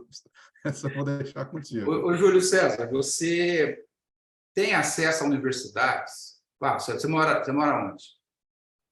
Atualmente eu estou servindo em Belém. Eu não saberia dizer se em Belém você teria acesso, provavelmente você vai ter, a universidade que alguém trabalhe com essa área de microeletrônica. O ideal seria você procurar alguém para que te orientasse, dentro da sua formação, qual o caminho que você pudesse trilhar. Porque você falou que você não conhece muito da área de eletrônica, mas quem trabalha com a área de software pode desenvolver uma série de ferramentas voltadas para projetos de circuitos. Entendeu? Se você pegar um projeto de circuito integrado hoje, que você faz o layout dele, né? Layout assim, em termos de com transistores, a ferramenta, ele já gera, dependendo do estilo, da quantidade e do tipo de projeto, né? O layout das máscaras para você. Você já pode mandar para a integração. Por exemplo, um projeto de circuito integrado, ele pode ser o que a gente chama de full custom, quando você vai gerar produtos acima de 100 mil chips vão ser necessários. Aí você coloca uma pessoa que trabalha em cima, faz um projeto dedicado, bonito para você. Se você for utilizar até entre, sei lá, 10 mil e 100 mil, você pode usar um full custom ou um semi-custom, que você pega pastilhas já pré-processadas e só coloca a máscara para fazer a interligação do metal, ou mesmo você usa o software para poder replicar os blocos que já estão, inclusive, conectados. Para ter uma noção, o projeto de circuito integrado hoje é tão digital, não é complicado, que você pode fazer na sua casa, usando dispositivos programáveis, FPGA, por exemplo, que você faz o projeto usando linguagens tipo VHDL, por exemplo. Eu dou isso nos meus cursos. O aluno faz no computador, coloca o chip que ele compra no queimador, e aí sai um circuito, é individual. Aquele circuito é próprio, ele utiliza, eu faço projeto de circuito integrado aqui no laboratório, usando dispositivos prontos. Então, o caminho que eu acho que você poderia trilhar, primeiro é procurar alguém que te oriente nessa linha que você quer fazer. E que, pela sua formação, mais voltado para desenvolvimento de ferramentas aplicadas à área de circuitos, ok? Entendido, obrigado. Eu posso fazer uma... talvez não seja bem uma pergunta, seja uma mistura de comentário com pergunta. É o seguinte, eu sou engenheiro mecânico de automóveis formado pelo IME, estou trabalhando agora, inclusive, num assunto que foi mencionado aí agora há pouco, que é carro elétrico, né? Pensei que fosse bateria. Não. Mas a bateria, olha só, o negócio é tão complicado aqui no Brasil que a gente está analisando até a gente também projetar a bateria. Você está na Porque Bravo senão você fica Motors? preso. Não. Oi, não. Não é Eu a estou na Bravo, FNME. não? Não, eu estou na FNME. Tá? FNME, nossa, quanto tempo eu não escutava falar assim. FNME é o tempo rapaz. de criança. Que legal. Pois é, mas exatamente, ela remete lá a 1942, embora não tenha nada a ver, na verdade a gente resgatou a marca, mas enfim. Mas a questão é a seguinte, eu cheguei a ir no IME para dar uma olhadinha, para ver estagiário, para ver, conversei com algumas pessoas aqui, e realmente, falou a verdade, parece que não tem nenhum tipo de iniciativa na universidade ainda, pelo menos no IME eu não encontrei, não tentei no ITA ainda, esse tipo de coisa, de ter conhecimento criado nessa linha de carro elétrico. Eles têm alguns projetos em alguns lugares de carro elétrico, aqueles carros de competição, vou mandar não sei quantos quilômetros, fazer assim, mas é um troço razoavelmente incipiente. E, na realidade, esse é um negócio assim, que tem muito a ver com eletrônica de controle, quer dizer, eu não vou nem dizer que o chip, né, porque chip é que era o tema aqui, mas, na verdade, basta as eletrônicas de controle, as antigas ECUs, que hoje em dia tem vários outros nomes aí, dependendo de onde se use, e o mesmo problema com a bateria. Quer dizer, na realidade, é um negócio assim, que ele é multidisciplinar em muitos aspectos, quer dizer, fala de bateria, alguém falou e está certo. Tem que ter o cara da química que vai fazer aquela pasta de lítio, você tem que ter um cara de metalurgia que vai fazer anodo, catodo, esse tipo de coisa. E ainda tem gente de mecânica mole, porque tem que manter a refrigeração daquele negócio, e principalmente depois tem o cara de eletrônica de controle que tem que fazer esse negócio todo funcionar. E realmente eu não encontrei isso. Cheguei a procurar gente assim de mecatrônica e outras coisas, mas até pessoal que teria experiência com parte de torno numérico complica. Aí a gente pensa assim, pô, vou tentar montar um projeto ali dentro. Mas parece que até mesmo isso, a legislação brasileira com relação à universidade é complicada. Quer dizer, se eu quiser montar um projeto ali, acaba que vou financiar um monte de coisa, não sei como é que vai ser, tem que ir por algum caminho esquisito, tem que fazer um negócio, e a patente acaba ficando com a faculdade, não é da pessoa. Como é que está esse negócio hoje em dia aqui no Brasil, afinal de contas? Olha, posso começar, Liana? Você quer começar? Não, não, só fazer um comentário. Com relação a pessoas, eu acho que você está competindo numa parte com a própria indústria automobilística. Hoje, o conteúdo do carro normal você está trocando praticamente o motor de combustão por um motor elétrico. Com relação à bateria, existem algumas iniciativas no estado de Minas para bateria. Tá? Tem uma fábrica inglesa vindo já há uns 3 anos para Belo Horizonte para montar uma planta piloto de bateria. Talvez seja o caso de buscar lá uma parceria, entender como é que eles estão formando esse pessoal lá. Agora, só como um comentário, uma fábrica de bateria para carros é uma fábrica, vamos dizer, que é o inverso de uma sala limpa. Eu saio da pressão negativa para a pressão positiva, porque eu não quero que entre ar, mas eu não quero que saia. Só inverte isso. Mas eu diria que a competição é com a própria indústria automobilística, tirando essa parte de controle. Mas assim, a Embraer também vai ter muitos profissionais, então tem vários amigos que fizeram o fly-by-wire lá, então, que é um problema de controle também. Então, talvez eu procuraria pessoas que estavam nessa parte de automação, controle, ex-Embraer, IME e em algumas outras faculdades como essa. Assim, isso que eu posso dizer. Assim, eu acho assim, talvez você encontre alguém dentro da USP. A USP tem um departamento de engenharia elétrica lá muito grande. Muito grande. São vários departamentos, na verdade, dentro da Escola Politécnica na área de engenharia elétrica. Né? Faculdades como, por exemplo, o ITA, ou mesmo a Unesp, o número de professores é muito menor. A Unicamp, provavelmente você vai encontrar alguém também. Das que eu conheço. os que eu conheço. Assim, para você fazer um projeto desse, se você chegar com dinheiro aqui na Unesp e falar, ó, monta um laboratório aí dentro, toma tantos milhões, eu falo, não consigo.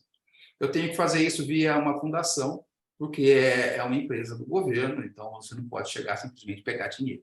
Você tem que seguir um trâmite. Mas é possível fazer isso.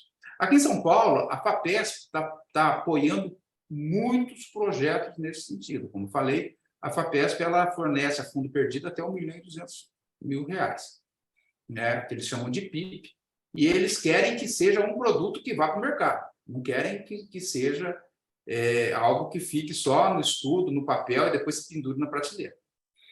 Então, você consegue, dentro da universidade, provavelmente da USP ou da Unicamp, na Unesp eu não conheço ninguém, que trabalhe com essa área e que possa propor um projeto FAPESP, ou mesmo você, através da fundação, montar um projeto junto com eles. Isso é possível.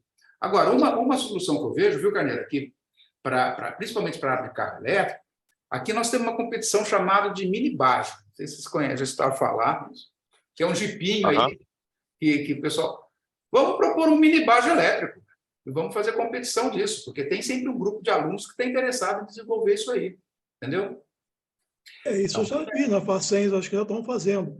Mas só uma observação, Claudio. O BNDES tem um recurso, era até 70 milhões, para você, a fundo perdido, para você desenvolver projetos, diferente dessa linha de FAPESP e governo federal. É um programa que depende, você precisa ter uma grande instituição, né, de apoio, né, e você consegue um recurso que é bem maior. Tá? Então, se for para uma linha que vai produzir mesmo, que for para o desenvolvimento, sim, aí sim. A linha do BNDES é mais segura, porque vai mais de 1 milhão. É mais complicado. Né? Você fazer aquela rotina de FAPESP também... Pelo que eu entendi, o que ele colocou, ele não está nem preocupado com o dinheiro, ele quer colocar dinheiro na universidade. O problema é que ele não encontra profissionais que toquem o projeto. Exatamente esse que é o problema, porque, como eu disse, é uma coisa multidisciplinar em vários aspectos. O pessoal tem que saber falar e tem que entender de alguma coisa, né? Hoje, o que acontece? A minha preocupação principal eu tenho comprado tudo fora, que negócio, né? Tem que comprar, acaba cobrando a maior parte das coisas fora, em termos de eletrônica, e a gente está fazendo a parte de programação, porque essa, como já se disse, precisa de pouco investimento em termos de equipamento, maquinário e qualquer coisa. Mas eu conheço empresas lá no Rio Grande do Sul que, se eu desenhar uma unidade de controle, eles têm perfeitamente capacidade de montá-la e fazê-la em grau automotivo. Então, se eu resolvesse fazer um projeto também da parte eletrônica, não teria problema. Algumas outras coisas talvez sejam mais complicadas, mas seria viável também. Nessa parte daí tem algumas coisas que a gente conseguiria fazer no Brasil, que seria talvez bateria. Conseguiria. Bateria tem um problema de eventualmente soldar os eletrodos lá, porque aquilo ali tem mania de explodir dependendo do tipo de química que você usa. Motor elétrico, nós temos aí a VEG fazendo um monte de motores elétricos, ela só não faz lá muito bem, eu não gosto muito de fazer em grande porte, motores com síncrono de imã permanente, mas, enfim, nós sabemos que o Brasil pode produzir essas peças todas aí. Tem know-how. Oi? Tem know-how. Tem know-how, tem know-how. Tem know-how. Tá faltando gente. Juntar isso e eu achar. Oi, desculpe. Faltando gente para poder juntar. Para poder como? Exatamente. Exatamente. Parece que existe uma certa distância também entre o que eu vejo que a indústria consegue fazer e o que eu encontro na faculdade com o conhecimento. Isso. Eu sempre tive a impressão que a faculdade deveria estar na frente da indústria, né? Aquela história dos 3 engenheiros. Quer dizer, um ficar na faculdade inventando negócio, que outro que está na indústria vai aplicar e um terceiro no governo para evitar que alguém atrapalhe os outros 2. Então, deveria ser assim, mas, pelo visto, não é o que está acontecendo. Eu vejo a indústria, às vezes, muito mais adiantada do que a faculdade. O Marco. É Marco, né? O Marco, isso. Sabe qual é o grande problema dos parques tecnológicos do Brasil? Não. Do ecossistema de inovação do Brasil? Porque o ecossistema de inovação tem que ter 3 L's, né? A famosa tríplice L's, né? O governo, a iniciativa privada e a universidade. Porque a universidade gera pesquisa, gera conhecimento, que passa para a iniciativa privada e o governo facilita as coisas com impostos, liberação de impostos, insumos e tudo mais, né? Subsídios, né? O grande problema é que uma dessas hélices não está funcionando, que é a universidade. A universidade não está gerando conhecimento para passar para as empresas privadas. E os parques, os ambientes de ecossistemas, os ecossistemas americanos, eles nasceram exatamente disso. Quando a universidade se aproximou do pequeno inventor que estava lá, gente que tinha ideia, e começou a sair um monte de coisa, né? Lá no Vale do Silício, né? E na Rota 66, ali perto de Boston, né? E aqui no Brasil, não funciona. Você pega parques tecnológicos, eles são o quê? São condomínios de empresas de base tecnológica. São condomínios. Eles ganham dinheiro arrendando espaço para eles, né? Coloca lá um escritório de advocacia para poder facilitar problema de patente, não sei o quê. Mas gerar inovação não consegue. Por quê? Porque a universidade não está fazendo o papel dela.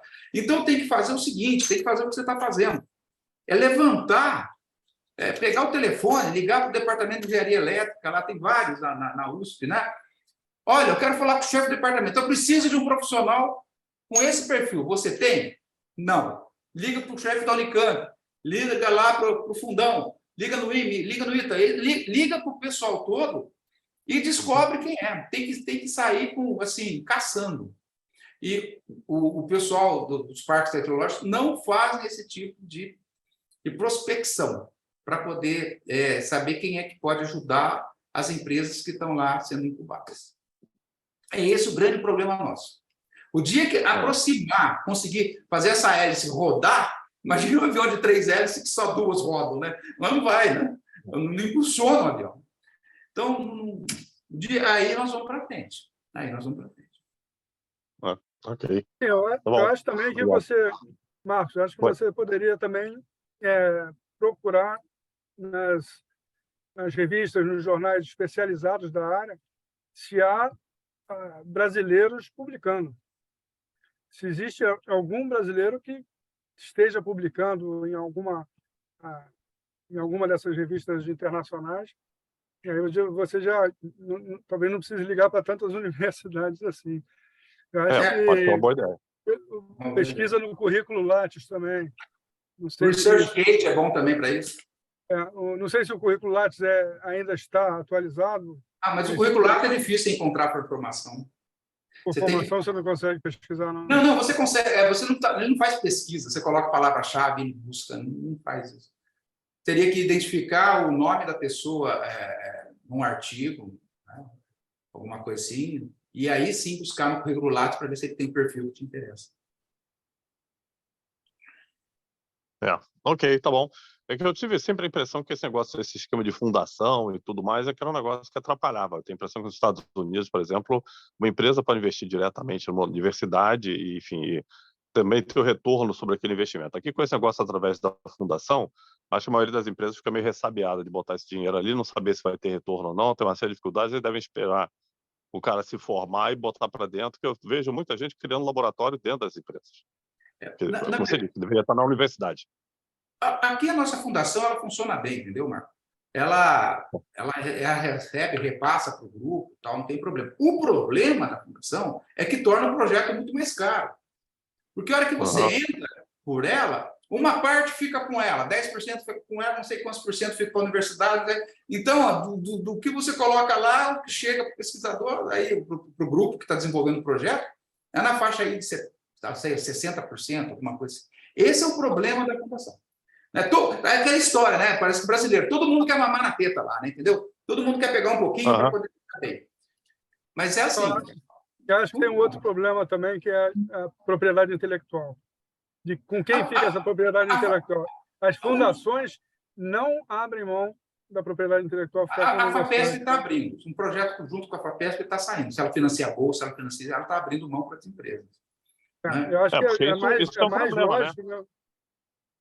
Tem que ser, né? Senão ninguém faz. Esse aqui é o problema, né? O cara investiu um caminhão de dinheiro para desenvolver coisa para os outros, o cara vai ficar só olhando, esperando de fora, agora eu vou aproveitar isso que foi desenvolvido aqui. Isso não tem muita graça, né? Nem que fosse uma espécie de monopólio temporário sobre a patente. Que fosse mais curto, que fosse 5 anos, que fosse um troço assim, Mas que o cara pudesse dizer, ó, vou botar isso no mercado, vou ter retorno em cima disso aqui durante um tempo. Aí depois o retorno vai minguar, mas tudo bem. Mas realmente, se tem a patente pela fundação... Não pode. Não. Assim, o que eu conheço, o máximo que acontece, pelo menos a nossa aqui, ela fica ganhando percentual durante um certo tempo, tal, uma coisa nesse sentido. Mas é um problema sério esse problema de quem fica os direitos autorais do projeto, entendeu? E o segundo problema também é o conflito de interesse que tem entre o pesquisador da universidade, que é reconhecido pela publicação, e a empresa que quer manter o sigilo até conseguir a patente. Mas esse conflito, posso te dizer, é uma loucura. Você conseguir que um pesquisador trabalhe 5 anos num projeto e não publique nada sobre aquele projeto durante 5 anos, é complicado. Mas existe um ditado, pelo menos eu escutei isso dentro da Unicamp, que falava o seguinte: o que é bom, patenteia, se o que não é, se publica. Entendeu? Então é o seguinte, se você chegar a oferecer uma bolsa para o pesquisador, não precisa ser muito não, hein? Se ele for na área dele, ele não quer nem saber da patente, ele faz o projeto, desenvolve o projeto para você. Ele não quer saber da patente, mas ele quer saber de publicar, porque ele é avaliado dentro da universidade. Não, se você falar para ele, olha, você tem essa bolsa, mas o compromisso que você assume é de não publicar, porque se você publicar, você perde na mesma hora, o camarada larga a mão da publicação. Ele está querendo se virar, entendeu? Não tem que ter esse cuidado, tem que ter esse cuidado. Mas tem que ter. Um dos grandes problemas da universidade que poderia ser solucionado, sabe o que seria fazer o quê? Você estabelecer um teto mínimo, né? De atividades que o professor tem que fazer. E, acima disso, vai buscar projeto do mercado que interessa, e aí você ganha com percentual em cima dos projetos. Aí você vai ver como o professor vai se virar, vai se aproximar de empresa, do óleo e gás, vai correr atrás. Do jeito que está, se ele publicar, se não publicar, se ele orientar, se ele não orientar, o salário é sempre igual. Então, são poucos professores que têm interesse em fazer alguma coisa além do mínimo que a universidade exige. Esse é o grande problema. Então, tem que mudar esse modelo. Esse modelo tem que mudar. Como é nos Estados Unidos. Nos Estados Unidos, as universidades, a maior parte das universidades particulares, ela paga para você 10 meses, o restante você busca lá fora. E se você não buscar um valor mínimo lá que eles estabelecem, o seu contrato não é renovado. Aí o camarada se vira. Aqui do jeito que está no Brasil, ainda mais as públicas que têm estabilidade, que você não é mandado embora e tudo mais, pode esquecer. Não tem nada. Ok, obrigado. Okay. Bom, pessoal, vou agradecer aqui muito, imensamente, aí os nossos convidados, Miana, Galdenoro e todo mundo que participou, foi ótimo. Foi um evento assim super interativo, realmente, como a gente falou lá no início, essa plataforma permite uma interação maior, né? Foi muito legal. A gente vai gravar, está gravando já, né? Vai postar, na verdade, no YouTube, vai ficar disponível para quem não pôde participar hoje, mas que possa assistir, que possa tirar dúvidas, a gente encaminha aí para vocês. Então, eu queria deixar aqui o nosso muito obrigado da Lumini-IME. Eu acho que todos aqui já conhecem a associação, todos os nomes aqui são bem conhecidos, mas se alguém tiver depois alguma pergunta, alguma dúvida, quiser entrar em contato comigo, pode enviar um e-mail. O meu e-mail é daniela@luminiime.com.br, estou à disposição. E, assim, é isso. Queria, né, deixar aí a palavra com vocês para a gente finalizar. A Ana tinha colocado aí o horário até às 9, porque a gente achou que talvez não fosse, né, ter tanto tempo, mas foi bastante legal, bastante pergunta, bastante interesse. Então, deixar aí para vocês finalizarem, tá bom? Muito obrigada. Bom, Miana, começou, ele acaba. Eu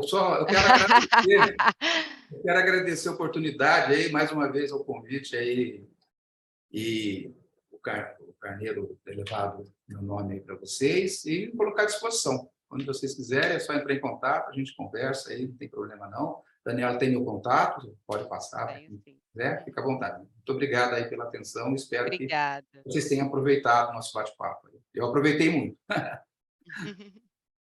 Bom, também queria agradecer ao convite feito pela Lumine, queria agradecer ao Galdenoro por compartilhar aqui comigo esse momento, a gente trocar uma ideia sem nem ter se conhecido. Também fico à disposição para caso alguém tenha alguma dúvida, queira alguma coisa, queira saber alguma ajuda nessa área, estou à disposição.